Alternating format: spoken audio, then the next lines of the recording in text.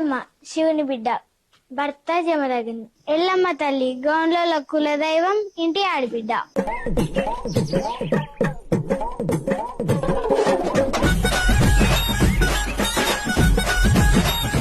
ఎల్లమ్మకు 4 కొడుకులు, 1 బిడ్డ. పెద్ద కొడుకు పరశురాముడు, తర్వాత జంపన్న, డొక్కలయ్య, చిన్న కొడుకు చిట్కలయ్య, బిడ్డ ఇలగౌరి. ఎల్లమ్మ కోడలు చంద్రాలదేవి, అల్లుడు మలిశెట్టి. ఎల్లమ్మ పెద్ద కొడుకు అయిన పరశురాముడు విష్ణువు 6వ అవతారం. పరశురాముడు పెరిగి పెద్దయ్యాక నాన్న ఎక్కడా అని ఎల్లమ్మని అడిగితే ఎల్లమ్మనని చెప్పా అంటది. కోపంతో పరశురాముడు ఎల్లమ్మ నీ తల నరుకుతా అంటే దాంతో ఎల్లమ్మ లందలో జాక్కుంటది. పరశురాముడు ఎల్లమ్మని లందలో నుంచి తీసినాకనే ఎల్లమ్మ దేవతలా అవతరించింది. ఈ ఎల్లమ్మ తల్లి మా ఊర్లో స్వయంగా వెలిసింది. గౌడన్నల వంశం ఎట్లా మొదలైందంటే కౌండిన్య ముని తపస్సుకు ఫలితంగా జన్మించిన వారు కంటమగౌడు, గుంగమగౌడు, వీరగౌడు, విప్రగౌడు, అమరగౌడు 5గురికి తోడుగా చెల్లమాంబ.